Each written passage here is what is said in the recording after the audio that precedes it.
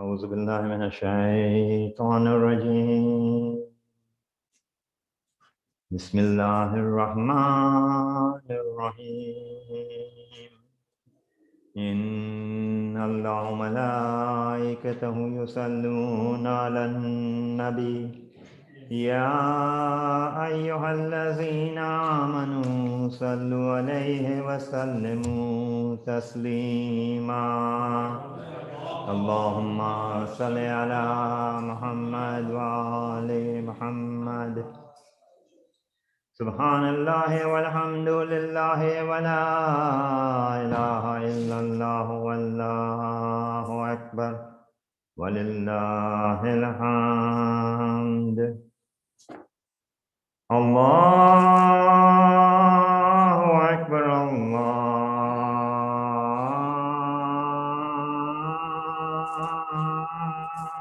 أكبر. الله أكبر الله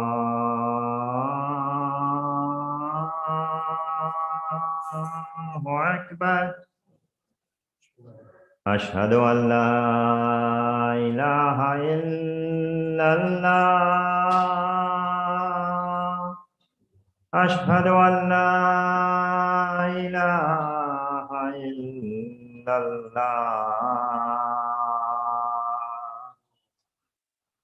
أشهد أن محمدًا رسول الله صلى الله عليه وآله وسلم. أشهد أن محمدًا رسول الله صلى الله عليه وآله وسلم. أشهد أن أمير المؤمنين وإمام المتقين عليا ولي الله. أشهد أن أمير المؤمنين وإمام المتقين عليا حجة الله. حي على الصلاة حي على الصلاة حي على الفلاح حي على الفلاح حي على خير العمل حي على خير العمل. الله أكبر الله أكبر. لا إله إلا الله. لا إله إلا الله. بسم الله الرحمن الرحيم. اللهم اجعل قلبي بارا ولسانا وشكارا ورزقي دارا وأولادي أبرارا واجعل لي عند قبر نبيك محمد صلى الله عليه وآله وسلم مستقرا وقرارا برحمتك يا أرحم الراحمين. اللهم صل على محمد وآل محمد.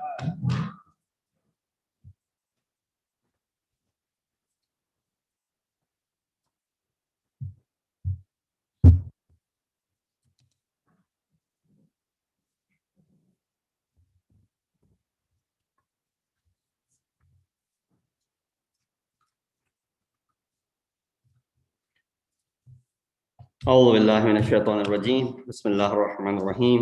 الحمد لله الذي كان موجودا قبل حدوث الأشياء ويبقى بعد فناء الأشياء. تفرد بالأولية والقدم ووسم كل شيء ما عداه بالفناء والعدم.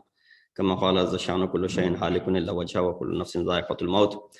قال كل من عليها فان ويبقى وجه ربك ذو الجلال والإكرام. سبحان من لا يخفى عليه اختلاف النيات ولا يعزب عنه معاصي العباد في الخلوات. سبحان الله الذي منه خلقة العباد وإليه المعاد. ومن يعمل مثقال ذرة خيرا يره ومن يعمل مثقال ذرة شرا يره نشهد أن لا إله إلا هو الملك الذي لا ينازع في ملكه ولا يضاد في حكمه يعذب من يشاء بما يشاء كيف يشاء ويرحم من يشاء بما يشاء كيف يشاء تعذيبه المسيئين عدل وعفوه تفضل ونشهد أن محمدا سيد المرسلين وخير المبشرين والمنذرين صلى الله عليه وآله الهداة المهديين من ركب سفينته النجا واهتدى ومن تخلف عنها ضل فغرقه وهوى أوصيكم عباد الله بالاعتصام بالتقوى فإنه حبل متين وعروة وثقى فقد قال أمير المؤمنين علي بن أبي طالب عليه الصلاة والسلام في خطبته من نهج البلاغة فمن علامة أحدهم أنك ترى له قوة في دين وحزما في لين وإيمانا في يقين صلوات على محمد وآل محمد الله. I begin by advising myself and all of you to adopt the taqwa of Allah as is the best of provisions. Continuing with our discussion on these sorrowful and sad days in which we commemorate the destruction in Hidam of Jannat al-Baqi and the graves sites of the Ahl Bayt alayhim salatu wassalam. The destruction and the desecration of the holy places, which includes the birthplace of Rasulullah, the graves of Banu Hashim in Mecca, and of course in Jannat al-Baqi in Medina, and the refusal of this regime to disallow Muslims to recite ziyarat and even as much as Surah Fatiha on those graves. And these are the graves that we, raise our voices because these are very important personalities, regardless of which sect in Islam you belong to. But that wasn't where they stopped. The destruction of the places of worship, Masjid-e-Hamza, Masjid-e-Abu Rashid, in addition to the tombs of Imams and the Sahabas of the Prophet's companions. Interference in the performance of Hajj rituals, forcing the Muslims to follow the Wahhabi innovations and abandon their own ways according to the guidance, if they follow Imams Masumin alayhim salatu wassalam. And then this continued, and anyone who tried to speak up against it inside the country, the massacre of the Sadat in Taif, in Medina, in Ahsa, in Qatif. And then, of course, on top of all of that, the demolition of the graves and continuous, struggle of Muslims to make their way towards it. And then there are many other sites which are also partially, demolished or gotten rid of. The Al-Mu'alla graveyard in Mecca, which includes the graves of Hazrat Khadija salamullahi alayha, wife of Rasulullah, and then the grave of Amina bint Wahab, the mother of Rasulullah, and as well as Hazrat Abu Talib, the uncle of Rasulullah, father of Amir al-Mu'mineen, grave of Abdul Muttalib, grandfather of Rasulullah. All of these are the graves that are in Jannatul Mu'alla. Also the grave of Hawa in Jeddah, grave of the father of the prophets in Medina, the house and place known as Baitul Ahzan in Medina, Salman al-Farsi Masjid in Medina, house of Prophet in Medina where he lived after migrating from Mecca, the house that he grew up in Mecca, that was not demolished but converted into a library. And at least they preserved the place, but they changed the unwan of it where people can't go. And over the year, the propaganda was that people will forget that this was actually the house where Rasulullah was born, or he was brought up in, and he lived there. And similarly, other things that they have done. So what we hear about is from what happened in 1925. I want to take you back further. From the year, in the 1800s, actually, from 1205 Hijri. So this destruction took place in 1344, about 100 years ago, which is, 1925. But then you go back another 50 years prior to that, or even a little bit more than 50, about 100 years prior to that, in the 1217 after Hijrah, the Wahhabis made several attempts to gain a foothold in Hijaz, but they failed. And in 1217 after Hijrah, which you're looking at about 223 years ago, they somehow emerged victorious in Taif, where they spilled the innocent blood of Muslims. In 1218, they entered Makkah, destroyed all sacred places and domes there. So this is the second demolition. The first was already done, including one which served as a canopy over the well of Zamzam. So the well of Zamzam, if you remember, even if you had done Hajj back in the 90s or the 80s, you were given access to it. You were able to go there. Now, of course, they've paved it, and there's no access to people like you and I. But there used to be a canopy above that. In 1221, the Wahhabis entered Medina to desecrate Al-Baqi, as well as every mosque they came across. An attempt was even made to demolish the Prophet's tomb.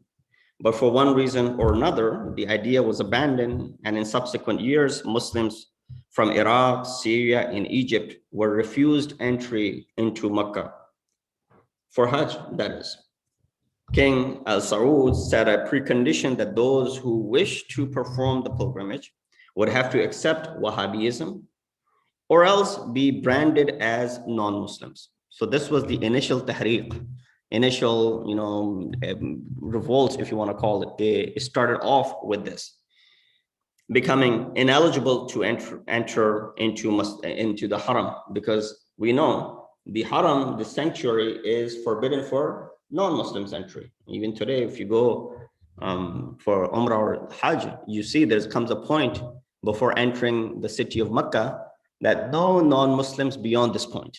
So that's their theory and that's their understanding. Al-Baqi was razed to the ground with no sign of any grave or tomb whatsoever. But the Saudis were still not quite satisfied with that. Their king ordered 3 black attendants at the Prophet's shrine to show him where the treasures were and the valuable gifts were stored. The Wahhabis plundered the treasure for their own use. Thousands of Muslims fled Mecca and Medina in bid to save their lives and escape from the mounting pressure. And this is a time when you're looking in the history where there's not much coverage.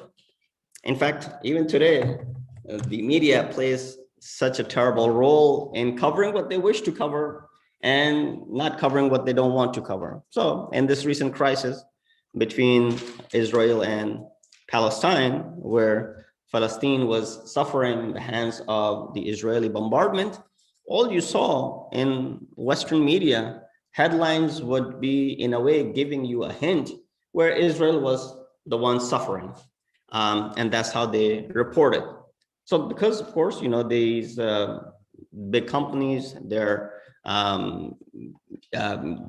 comforted, with these governments, and their sympathies are with those who pay them big bucks. And therefore they want to report what feeds their own agenda. So even today, when the media is so open, even then you find what? You find the mismanagement and misreporting is a great deal. And this is, we're talking about in the 1800s, when media is not that widespread. So then, the Muslims from all over the world denounced this Saudi savagery and exhorted the caliphate of the Ottoman Empire to save the sacred shrines from the total destruction. So it's still Ottoman, the Uthmanis were still in power up until 1920. So they still had the caliphate going on, and they were officially in control of all of the Muslim sites in Hijaz. They was under their rule. So then, as it was known, Muhammad al-Basha, he attacked Hijaz, and with the support of the local tribes, managed to restore law and order in Medina and Mecca, dislodging Ali Saud clansmen. The entire Muslim world celebrated this victory with great fanfare and rejoicing. In Cairo, the celebrations continued for 5 days.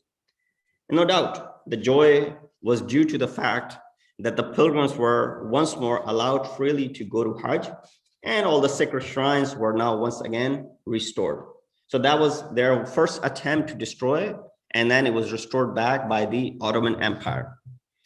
But then there came the second wave and the second plunder by the Wahhabis when the Ottoman Empire had declined, or their descent came and they were no longer strong and they didn't have the power in their possession, the second demolition of Jannat al-Baqi then takes place.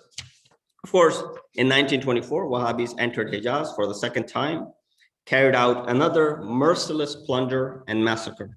People in streets were killed, houses were razed to the ground, women and children too were not spared. Aoun bin Hashim, he was the one of the heads here there at that time in Mecca, writes, "Before me a valley appeared to have been paved with corpses, dried blood staining everywhere all around. There was hardly a tree which didn't have one or two dead bodies near its roots." In 1925, Medina surrendered to the Wahhabi onslaught. All Islamic heritages were destroyed.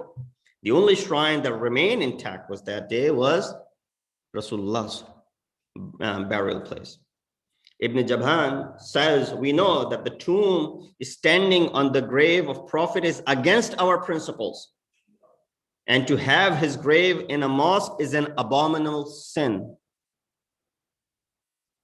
And if it was in our hands and it wasn't the outcry of the Muslims over Rasulullah, we would have raised that to the ground as well, leaving no sign." Now, of course, this resulted in protest gatherings all around the world in 1926, which, of course, came with much opposition to this Wahhabi cult. But at that time, they had been able to have their stronghold. With that said, this is just a brief history of what had taken place. The riwayat or the khutbah that I shared with you from Nahj al-Balagha begins, فَمِنْ عَلَامَةِ أَحَدِهِمْ أَنَّكَ تَرَى. The peculiarity of anyone of them is that you will see that he has strength in religion. Now, when the khutbah is going on, refrain from praying salat. So don't pray while khutbah is going on. Sallu ala Muhammad wa ala Muhammad. When the khutbah is happening, you must listen to the khutbah. That is the part of the salat. The concept that is being discussed is the attributes of the muttaqin, those who are the pious. Imam says the peculiarity of any one of them is that you will see that he has strength in religion, determination along with leniency, faith with conviction. These are some of the signs of those who are muttaqin. And being steadfast and firm on the religion, which is the collective of the beliefs and the action. So Imam emphasizes this concept by the word quwwatun fi dinin. That tells us that apply with both physical and spiritual strength in this path. In this way, there's no effect of those who create doubts in practices and teachings of religion by calling it outdated or ancient, or by those who try to penetrate via their man-made rules and laws. As I mentioned about the Wahhabism, when they desecrated these graves, the massacre that they caused, and this is documented history. It's not something which is biased from one sect to another. This is documented history. You go ahead and research, you will find individual researches and the books of histories that have been written in regards to Baqi. That to be able to push forward their agenda, to create doubts in the minds of simple-minded Muslims who never went to a grave to worship the person who's buried in it. They always went to the grave because it's someone whom they revered. It's the personality of the Holy Prophet. It's the great companions of the Holy Prophet. It's the Ahlul Bayt of the Prophet. These are great personalities. You and I, we bury our family members, our grandparents, or other loved ones. What do? We pay a visit to their graves. What to do? Worship over there? To bow down, to do sajda over there? Where is this mentality coming from? We go there to pay respects because this is a person who lived with us for all these years and either is our parent or is our relative or our child for that matter. And we pay a visit because it brings comfort. They're no longer alive. Now, when it comes to those who are revered personalities, this is even greater love that we have for them because we never got to see them. This is the closest that we can get to them as far as their burial ground is concerned. Islam has paid a great deal of respect when it comes to the graves of Muslimin. You know, how you should act when you are in the presence of a Muslim or the grave of a Muslim. How there should not be, you know, a burial of non-Muslims close to where Muslim is buried, for example. How many of these things should not be carried out for that matter. With that said, we realize that nobody goes to go ahead and bow and worship and do sajda to those who are buried. That is Rasulullah or the Ahlul Bayt or the Ashab of Rasulullah. But to deprive them to go there, deprive them to go ahead and have any say in it, deprive them to go ahead and pay a visit because they've traveled all this distance. You're going for Hajj, you're going for Umrah. I said, come to Masjid. Brother, only Quran, read only Quran. If a person is reciting, this is something which is coming from the personal experience. All these years, past 10 years, last year, accepting because there was no Hajj, had been blessed to go to Hajj for the last 10 years. Every year, if we go to Masjid al-Nabawi or we go to Masjid al-Haram and we bring a book of dua, azkar, right, which we have received from the Prophet, which we have received from, Ahlul Bayt. What happens? We read them and right away you find that someone will come and tap on your back. Brother, put that away. Why? Only Quran. This is a place where you only recite Quran. Yes, absolutely. Nobody's denying reciting Quran. But then there are certain other rituals that are mentioned that when you're in the presence of Rasulullah, how do you speak? What do you say? Some other words that are taught by Rasulullah to us. The athkar, which they themselves recite when they think it is okay for them to recite. When they're reciting the last Taraweeh, and in the last Taraweeh prayer, there's this qunut. Yeah, they recite qunut. And in that qunut, they're not reciting the ayat of Quran, they're reciting the dua.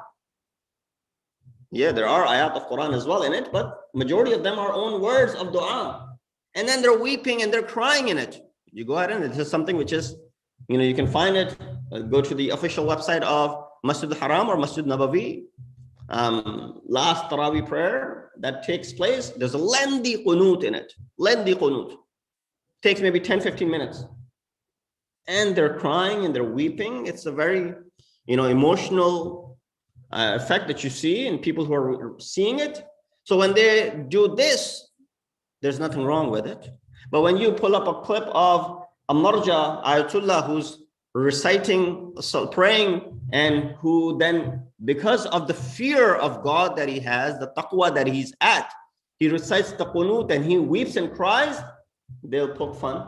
Look at their imam that he is crying in the salat.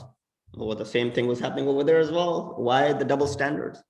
Or when we're sitting in the masjid right away, don't read anything aside from Quran. Yes, absolutely. These sort of things which are imposing your will on others is something which is the outcome of them having the power over these lands. And then now when you have declared yourself to be self-claim, right? The khadim of Haramain Sharifain, that you're the servant of the two greatest Muslim holy sites in the world, period. Nothing is greater than Makkatul Mukarramah and Madinatul Munawwarah. Whether you're Shia or Sunni or Wahhabi or anyone, nothing is greater than that. These are the two harams that we have, right? When we look at these two places, and these two are considered to be sacred grounds for all of us, and the attachment that we have with these places over all the other places that exist, and you claim yourself that you are the khadim and you are the one caretaker, and then you claim yourself to be the caretaker and the leader of the entire Muslim Ummah, that also over the years became their title, that they're the leader of the entire Muslim Ummah. Then what happens if something is going on in the world? Well, the Holy Prophet has said, which is in their books of hadith as well, Man asbaha wa lam yahtam bi umur al-muslimin. Whoever wakes up and does not care for the affairs of the Muslims, that person is not a Muslim. What is happening in Palestine? What is happening in Afghanistan, for example? And the root cause of what's happening there and how nothing is being said or uttered by these so-called leaders, then you go ahead and claim yourself to be what? The leader of the entire Muslim Ummah. They are, because when you go ahead and look at the moon sighting, if you go to the website moonsighting.com, you'll see the majority of the countries, Muslim countries in the world, their declaration is what? Follow Saudi. Follow Saudi, follow Saudi. Because whenever Saudi Arabia declares Eid or the first of the month, they just follow suit. They don't bother doing their own research. This is sure. This is a known authority which has this ability to declare, and so they have declared, and we're going to go ahead and follow them. When all of this is established, then where is the silence and the absence? Because it is all understood today. We all understand why there's silence, because you have your own personal agenda. You have your own personal interests tied with these nations, which you don't want to speak up out against them. No matter how much Muslim blood is spilled and shed, you won't move a needle.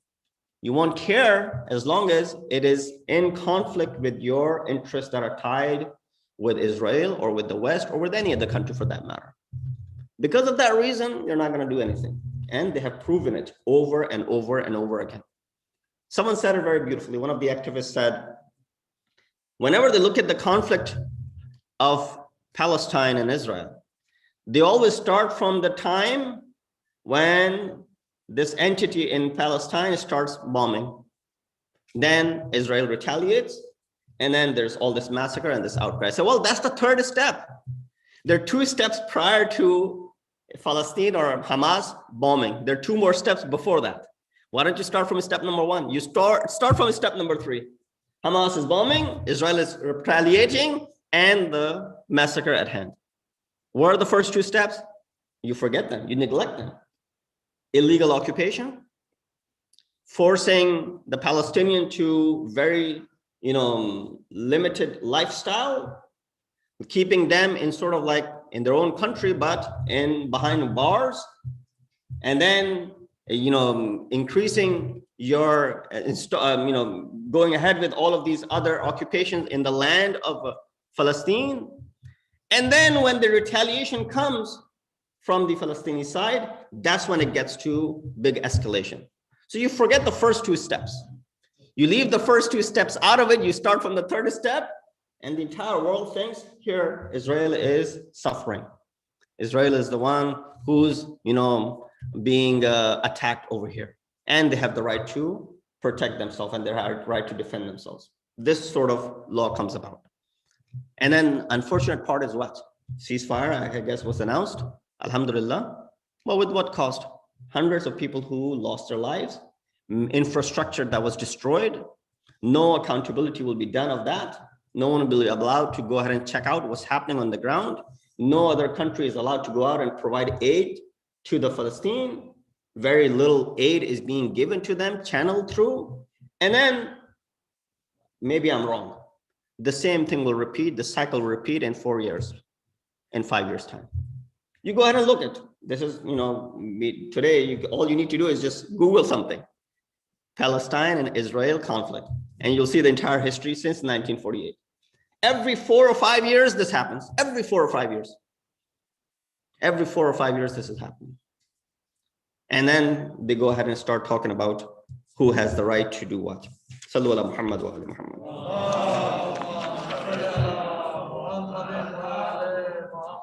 So I'll conclude with this rawayat that I recited. Our sixth Imam said, "Ma da'ufa badanun amma qawiyat alayhin niyya."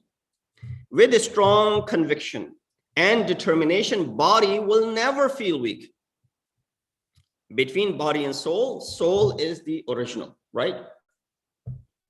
It is not such that a body can dictate the soul directly and say, "Oh, I don't want to do this, so I'm not going to do it." Body has no say in it.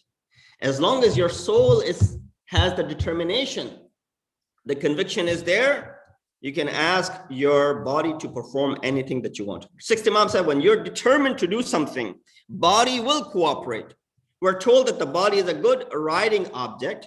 Do not squander it. Don't harm the body. Even in jurisprudence, there is leniency when it comes to the body that has become frail. So with this qawl of Imam, that your badan does not have any say in it. He said, "Ma za'ufa badanun amma qadiyat alayhi niyyah." Body's frailing nature does not matter as long as the niyat is strong. As long as the niyat is strong and there's strength in it, there's conviction in it, you can accomplish anything. Once again, today marks this history of the cemetery of Jannatul Baqi, the ideology behind all of this, the reason why they're destroying something which we have repeatedly said over and over again. My last plea to you all will be that 1925, when this happened last, and we are in the year 2021.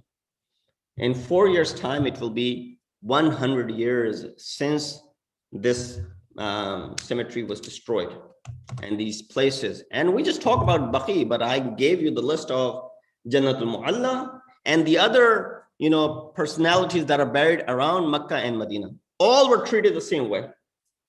So at least they were consistent in this area. They treated all the graves, regardless of who it was, someone whom they cared for, someone they didn't care for. They treated them all in the same way. But nonetheless, it'll be 100 years. And in 100 years, we have not been able to do anything about it.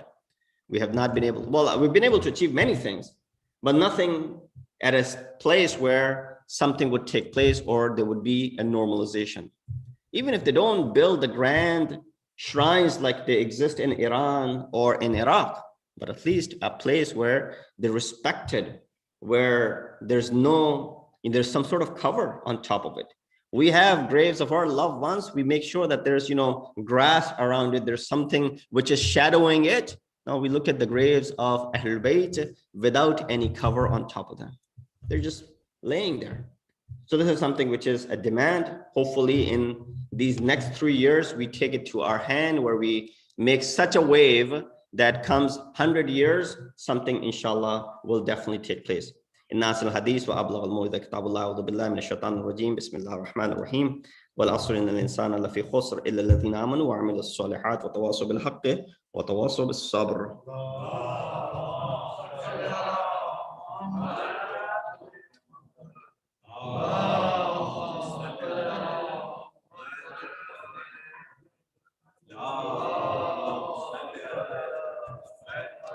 بسم الله الرحمن الرحيم والحمد لله الذي لا إله إلا هو الحليم الكريم غافر الذنب وقابل التوب وهو الغفور الرحيم سبحان من سبقت رحمته وذبه وبسط اليدين بالرحمة سبحان من لم يكلف نفسا إلا دون وسعها وأفعل السيئات ولم يجاز بها سبحان من لا يزداد على معاصي العباد إلا كرما وجودا وعلى كثرة الذنوب إلا عفوا وصفحا أشهد أن لا إله إلا هو لطوف للعباد بجوده ولفظ المظلمين بعلمه ونشهد أن محمدا نبيه وحبيبه سيد المرسلين وشفيع المذنبين بعثه رحمة للعالمين صلى الله عليه وآله على قد أمركم الله في محكم كتابه بالصلاة على نبيه وحبيبه فقال تعليما لكم وتشريفا لصفيه إن الله وملائكته يصلون على النبي يا أيها الذين آمنوا صلوا عليه وسلموا تسليما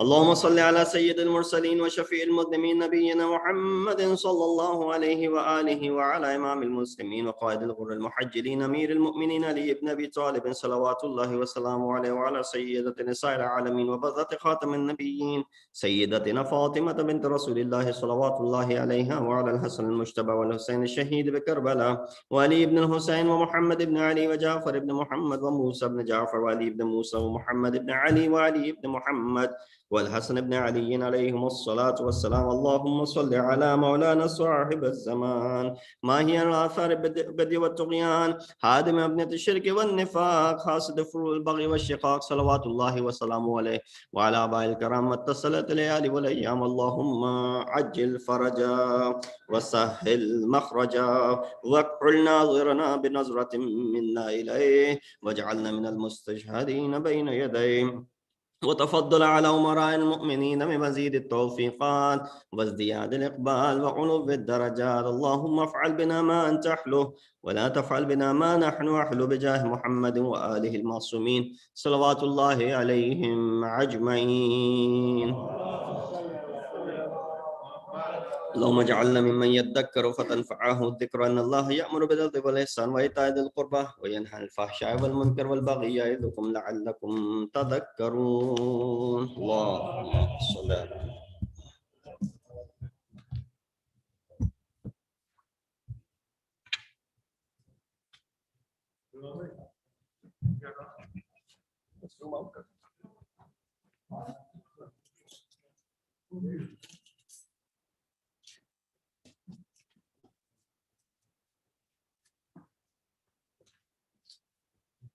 الله أكبر الله أكبر، أشهد أن لا إله إلا الله، أشهد أن لا إله إلا الله، أشهد أن محمدا رسول الله، أشهد أن محمدا رسول الله، أشهد أن عليا ولي الله، أشهد أن عليا حجة الله. حي على الصلاة، حي على الصلاة، حي على الفلاح، حي على الفلاح، حي على خير العمل، حي على خير العمل، قد قامت الصلاة، قد قامت الصلاة.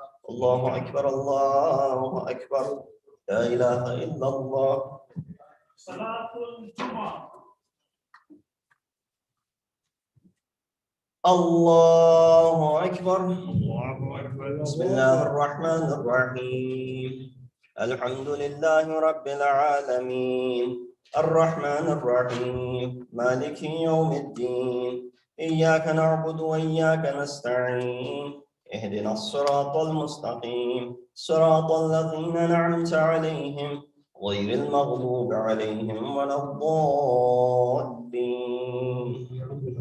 بسم الله الرحمن الرحيم. يسبح لله ما في السماوات وما في الأرض، الملك القدوس العزيز الحكيم. هو الذي بعث في الأميين رسولا منهم يتلو عليهم آياته ويزكيهم ويعلمهم الكتاب والحكمة وإن كانوا من قبل لفي ضلال مبين، وآخرين منهم لما يلحقوا بهم وهو العزيز الحكيم. ذلك فضل الله يؤتيه من يشاء والله ذو الفضل العظيم. مثل الذين حملوا التوراة ثم لم يحملوها كمثل الحمار يحمل أسفارا، بئس مثل القوم الذين كذبوا بآيات الله والله لا يهدي القوم الظالمين.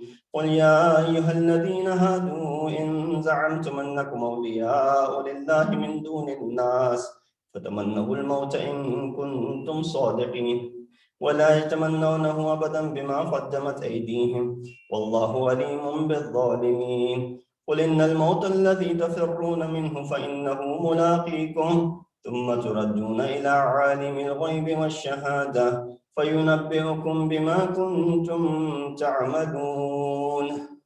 يا أيها الذين آمنوا إذا نودي للصلاة من يوم الجمعة فاسعوا إلى ذكر الله وذروا البيع ذلكم خير لكم إن كنتم تعلمون. فإذا قضيت الصلاة فانتشروا في الأرض وابتغوا من فضل الله واذكروا الله كثيرا لعلكم تفلحون. وإذا رأوا تجارة أو لهوا انفضوا إليها وتركوك قائمة قل ما عند الله خير من اللهو ومن التجارة والله خير الرازقين. الله أكبر. اللهم صل على محمد وآل محمد. ربنا آتنا في الدنيا حسنة وفي الآخرة حسنة وقنا عذاب النار بجاه محمد وآله الأطهار. الله أكبر. سبحان الله سبحان الله سبحان الله سبحان ربي العظيم وبحمده. رب صل على محمد وآل محمد. سمع الله لمن حمد. الله أكبر. سبحان الله سبحان الله سبحان الله سبحان ربي الأعلى وبحمده وبصل على محمد وآل محمد. الله أكبر. أستغفر الله ربي وأتوب إليه. الله أكبر. سبحان الله سبحان الله سبحان الله سبحان ربي الأعلى وبحمده وبصل على محمد وآل محمد. الله أكبر. بحول الله وقوته أقوم وأقعد. بسم الله الرحمن الرحيم. الحمد لله رب العالمين الرحمن الرحيم مالك يوم الدين إياك نعبد وإياك نستعين اهدنا الصراط المستقيم صراط الذين أنعمت عليهم غير المغضوب عليهم ولا الضالين. بسم الله الرحمن الرحيم. قل هو الله أحد الله الصمد لم يلد ولم يولد ولم يكن له كفوا أحد. الله أكبر. سبحان الله سبحان الله سبحان الله سبحان ربي العظيم وبحمده رب صل على محمد وآل محمد. سمع الله لمن حمده. الله أكبر. ربنا افرغ علينا الصبر وثبت أقدامنا وانصرنا على القوم الكافرين بجاه محمد وآله الطاهرين. الله أكبر. سبحان الله سبحان الله سبحان الله سبحان ربي الأعلى وبحمده رب صل على محمد وآل محمد. الله أكبر. أستغفر الله ربي وأتوب إليه. الله أكبر. سبحان الله سبحان الله سبحان الله سبحان ربي الأعلى وبحمده رب صل على محمد وآل محمد. يا لطيف ارحم عبدك الضعيف. الله أكبر. الحمد لله. أشهد أن لا إله إلا الله وحده لا شريك له وأشهد أن محمدا عبده ورسوله. اللهم صل على محمد وآل محمد. السلام عليك أيها النبي ورحمة الله وبركاته. السلام علينا وعلى عباد الله الصالحين.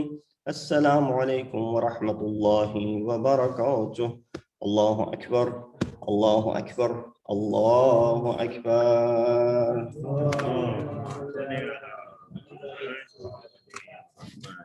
بسم الله الرحمن الرحيم. إن الله وملائكته يصلون على النبي يا أيها الذين آمنوا صلوا عليه وسلموا تسليما. اللهم صل على محمد وآل محمد. اللهم صل على محمد وآل محمد. اللهم صل على محمد وآل محمد. تسبيح فاطمة الزهراء سلام الله عليها.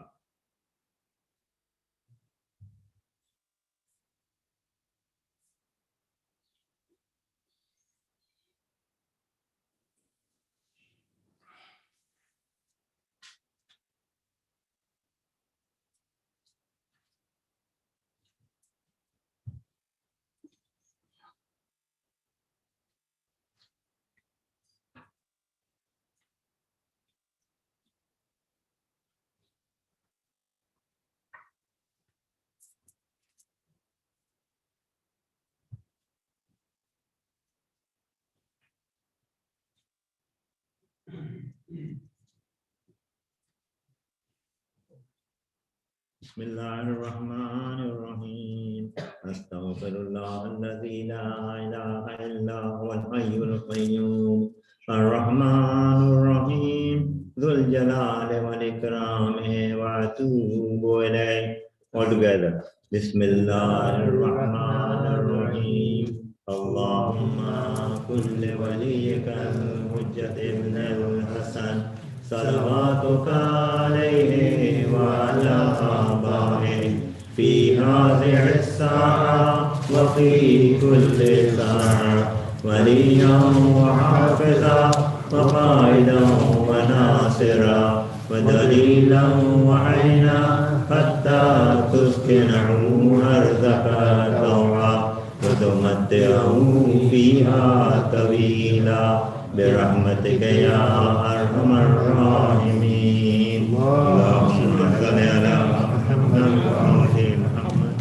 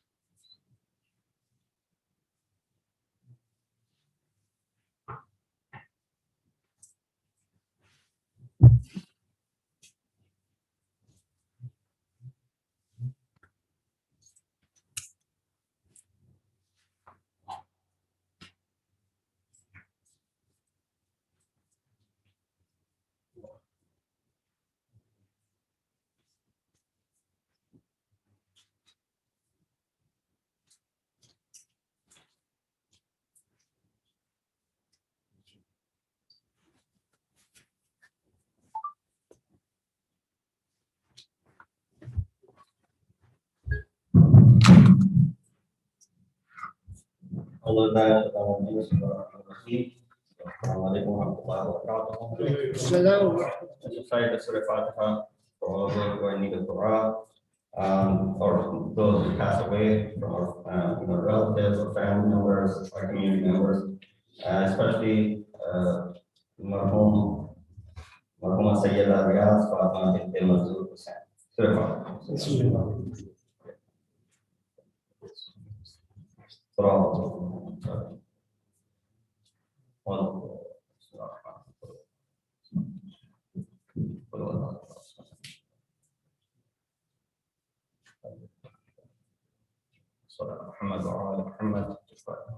Also recite 5 times this ayat so that all together for all those people who are suffering, struggling, going through difficult time, financially, physically, spiritually. May Allah subhanahu wa ta'ala remove their ailments, whether physical or spiritual. Recite this ayat 5 times together. Bismillahirrahmanirrahim. أَمَّنْ يُجِيبُ الْمُضْطَرَّ إِذَا دَعَاهُ وَيَكْشِفُ السُّوءَ أَمَّنْ يُجِيبُ الْمُضْطَرَّ إِذَا دَعَاهُ وَيَكْشِفُ السُّوءَ أَمَّنْ يُجِيبُ الْمُضْطَرَّ إِذَا دَعَاهُ وَيَكْشِفُ السُّوءَ أَمَّنْ يُجِيبُ الْمُضْطَرَّ إِذَا دَعَاهُ وَيَكْشِفُ السُّوءَ أَمَّنْ يُجِيبُ الْمُضْطَرَّ إِذَا دَعَاهُ وَيَكْشِفُ السُّوءَ ويذركم خلفاء الأرض ما الله قليلا ما تذكرون. اللهم صل على محمد. الله أكبر الله أكبر. أشهد أن لا إله إلا الله أشهد أن لا إله إلا الله أشهد أن محمدا رسول الله أشهد أن محمدا رسول الله أشهد أن عليا ولي الله أشهد أن عليا حجة الله. حي على الصلاة حي على الصلاة حي على الفلاح حي على الفلاح حي على خير العمل حي على خير العمل. قد قامت الصلاة قد قامت الصلاة. الله أكبر الله أكبر. لا إله إلا الله. الله أكبر الله أكبر.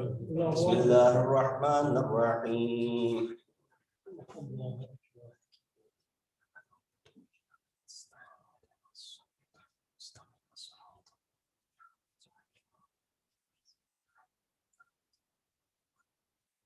بسم الله الرحمن الرحيم.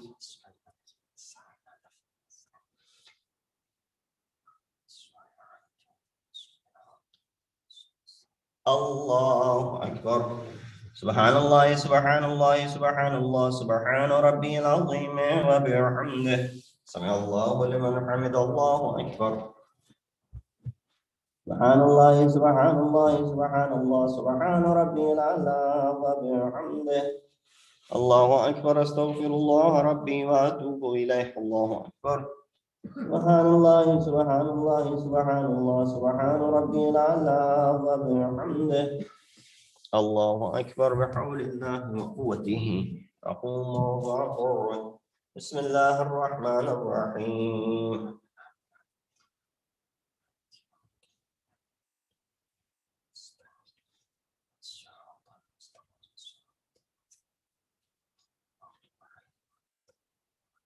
بسم الله الرحمن الرحيم.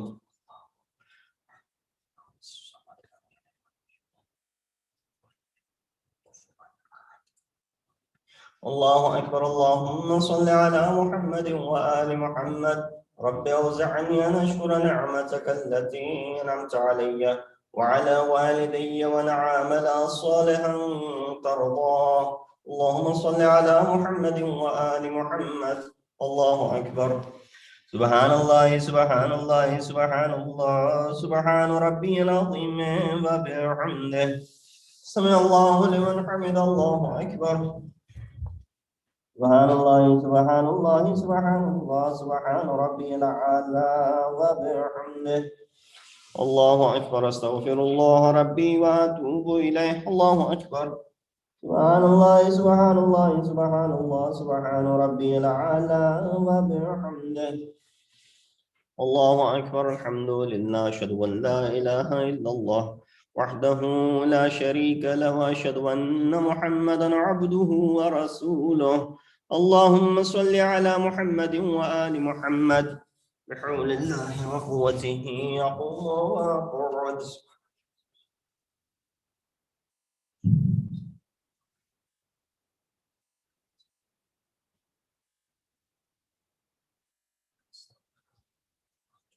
الله أكبر. سبحان الله سبحان الله سبحان الله سبحان ربي العظيم وبحمده سمع الله لمن حمد. الله أكبر. سبحان الله سبحان الله سبحان الله سبحان ربي الأعلى وبحمده. الله أكبر. أستغفر الله ربي وأتوب إليه. الله أكبر. سبحان الله سبحان الله سبحان الله سبحان ربي الأعلى وبحمده. الله أكبر. بحول الله وقوته يقوم ويقعد.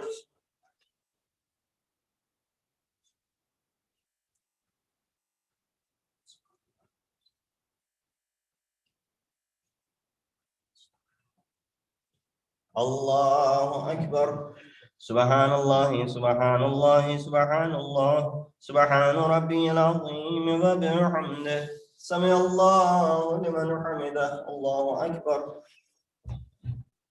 سبحان الله سبحان الله سبحان الله سبحان ربي الأعلى وبحمده.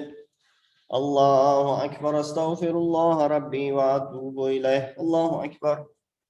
سبحان الله سبحان الله سبحان الله سبحان ربي الأعلى وبحمده. يا لطيف ارحم عبدك الضعيف. الله أكبر. الحمد لله. أشهد أن لا إله إلا الله وحده لا شريك له وأشهد أن محمدا عبده ورسوله. اللهم صل على محمد وآل محمد. السلام عليك أيها النبي ورحمة الله وبركاته. السلام علينا وعلى عباد الله الصالحين. السلام عليكم ورحمة الله وبركاته. الله أكبر. الله أكبر. الله أكبر.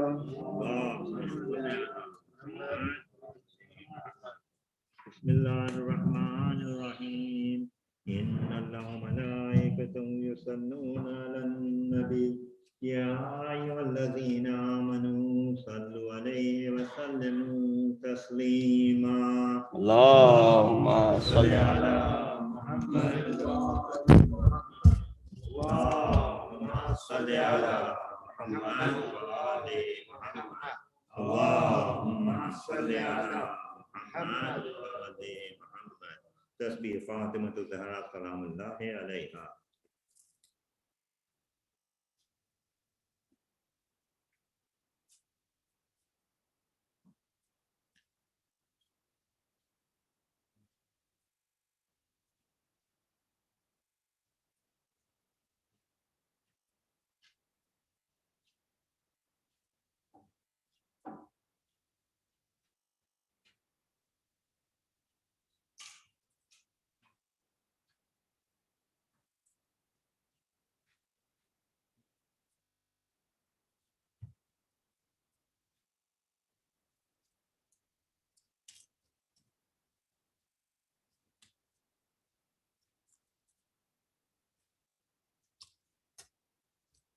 اللهم صل على محمد وآل محمد.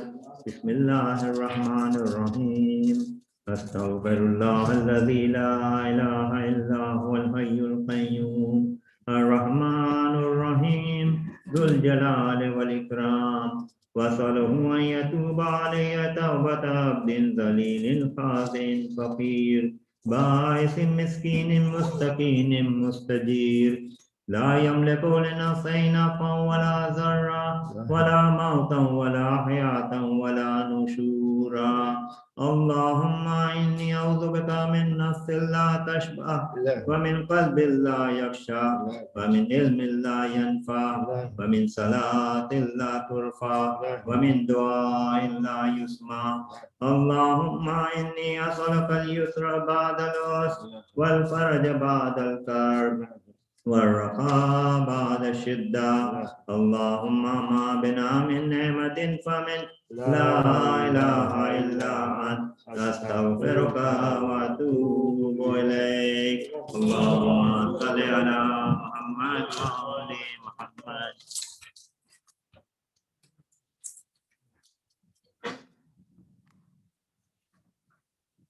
رسول الله صلى الله عليه وسلم. السلام عليكم ورحمة الله وبركاته.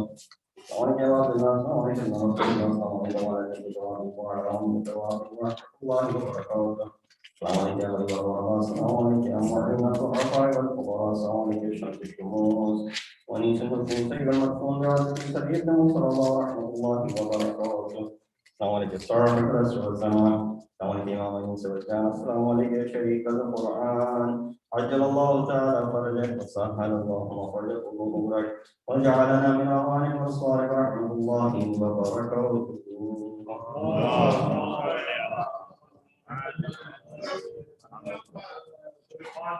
بسم الله.